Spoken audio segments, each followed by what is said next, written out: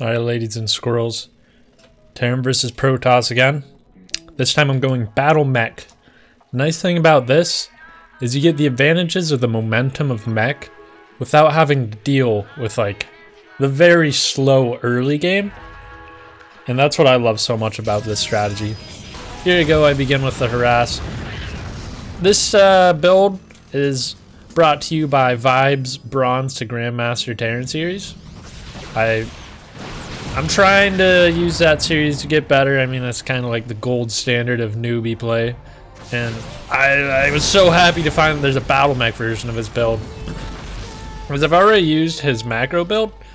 And I really like the build because it's easy to macro with. And Mech is so powerful, like Thors and tanks. But it's so weak in early game and it's so boring.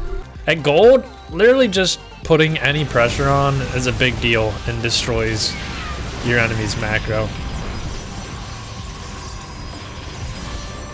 So as we can see here, the strategy with this battle mech that Vibe says is you want to push into them, and then when they chase, you back away, you keep them within your missile lock-on, and then the second they walk away, you move back to engage and get the lock-ons again. Here, I lost all my Hellions. They're like the buffer unit, so I'm retreating. I know this is kind of an odd spot, but you can see I set up a surround. And with Mag Field Accelerator on these Cyclones, they do a whole lot of damage, especially with the reinforcements coming in just in time. You can see, whether it's Mech, whether it's Bio, a surround is a surround, and we take out most of the Protoss' army. Now I've got double the army values in. I decided to chase, even though my Cyclones are really weak, just to pick off those few Stalkers. That way they're just definitely not a problem. Here I push in a little too far. I thought maybe there's a chance he wouldn't have anything back at home, but since I saw that he still had some Stalkers, I pulled back. As you can see here, his army is still not that big. It's basically half of mine, so I go in. And see, I get the lock-ons, I pull away. The nice thing about the Hellions is when the Stalkers blink on top of my Cyclones, the Hellions can tank. I move back in, I pull away. He walks away, so I'll move in right there. Get the lock-ons, pull away. As I pull away, I learned from Vibes series, you want to be making your troops during that moment. So as your Cyclones aren't doing much, they're just running away, that's an ample opportunity to either go to your production hotkey and spawn in more Hellions and Cyclones, or make more SCVs. If you're really good, you can look away to make more buildings or upgrades, but that's just pretty hard to do really fast. And you see here, thankfully the Hellions came in time, because you really want those Hellions to buffer. If you don't have the Hellions, your Cyclones will get knocked out real fast.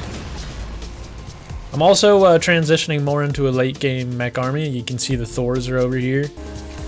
That's what's so beautiful about these mech builds, is you really get to focus on your macro, because you're not constantly queuing up drops, trying to pre-split your Marines. You just got one big army. You get to pretend you're Protoss a little. Now this is a bad engagement. We'll see throughout this whole thing. It's just a choke point. You really don't want to force yourself up a ramp in a narrow choke point, especially with a little army like this where it's not that maneuverable, especially when you have Thors in it. And I'm pushing up a ramp into 4 shield batteries, one of which gets overcharged. It's just not the play, but on the bright side, my macro's a lot better. I've got more bases down, so I'm able to just remax really fast.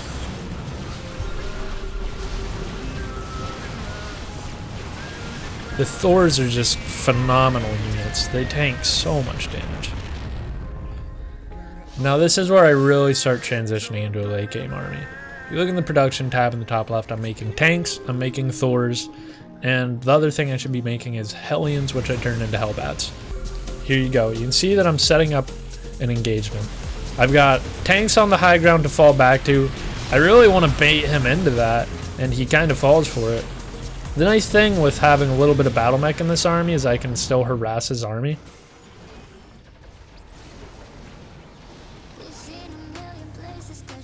So I have trouble with this part, deciding where I want to push. I feel like you want to isolate a base, but kind of stay near the middle rather than force yourself through a choke point.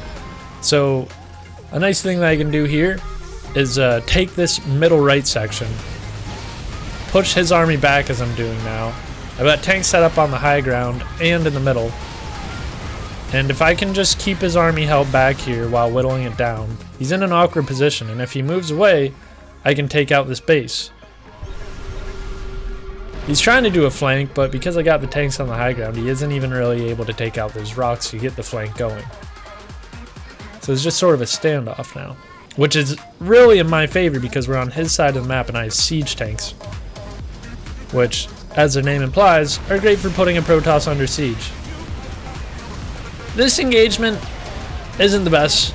I really shouldn't have pushed my siege tanks so far up because I don't have those Hellbats to buffer, which means my units just take direct damage and die really fast. And those are the key units. The Thors, the tanks, those take a long time to pump out and they take a lot of resources. I set up some reinforcements up here. Since some Hellbats are out, I'm able to kill the Dark Templar that had been just murdering my army. And you'll see why it's so good to have Hellbats, especially once you get Blue Flame on them. As the Protoss units engage your key units such as tanks or Thors, your Hellbats are just putting on that light damage that adds up over time.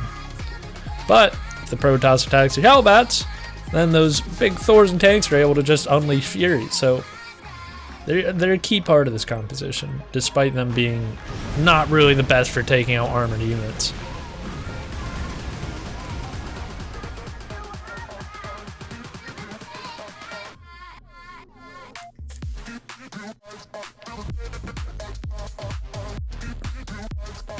Another thing that I've been trying to learn more about is choosing when to attack and defend.